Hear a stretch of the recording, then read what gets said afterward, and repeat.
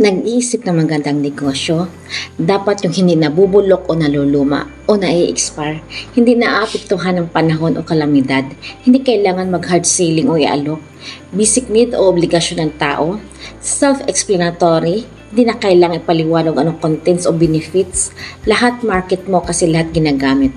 Lifespan ang span, hindi na obsolete. May ganun ba? What if I tell you meron?